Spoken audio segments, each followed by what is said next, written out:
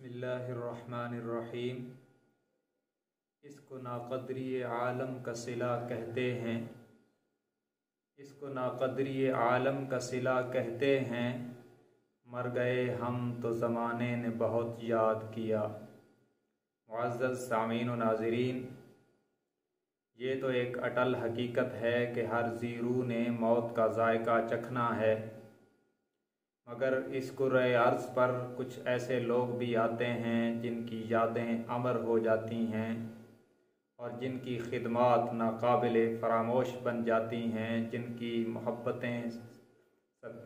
محبتیں ستاتی ہیں اور یادیں رلاتی ہیں۔ انہی میں سے ایک خوش قسمت انسان ڈاکٹر عبدالقدیر خان رحمہ اللہ تھے، جن کی ناقابل فراموش خدمات کو ہمیشہ یاد رکھا جائے گا۔ یہ محسن پاکستان تھے۔ انہوں نے اسلامی دنیا میں پاکستان کا نام اس طور پر نمایاں کیا کہ سب سے پہلے مملکت خداداد پاکستان کو جوہری طاقت بنایا اور پاکستان کے دفاع کو ناقابل تسخیر بنا دیا۔ ان کا یہ حسین کارنامہ ہمیشہ اسلامی دنیا میں یاد رکھا جائے گا اور سراہا جاتا رہے گا۔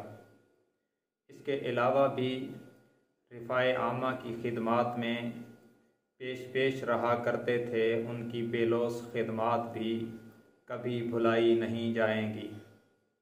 باوجود اس کے کہ ارباب اقتدار کی طرف سے ان کے حقوق کا استحصال بھی ہوتا رہا، مگر اس کے باوجود اس شخص کی خدمات میں کبھی بھی کمزوری اور نکاہت نہیں آئی، بلکہ تادم آخر رفاع عامہ کی خدمات ہوں یا سائنس اور ٹیکنالوجی کے میدان میں ملک پاکستان کے دفاع کو مضبوط اور ناقابل تسخیر بنانے کی خدمات ہوں، انہوں نے کبھی کسی میدان میں کبھی تساہل سے کام نہیں لیا، بلکہ چستی کے ساتھ اور بے لوث انداز کے ساتھ خدمات سر انجام دیتے دیتے داعی اجل کو جو لبیک کہا تو چشم فلک نے بھی بوندیں برسا کر انہیں الوداع کیا اور وہ زیر زمین مدفون ہو گئے، مگر ان کے کارناموں سے صدیوں تک استفادہ کیا جاتا رہے گا۔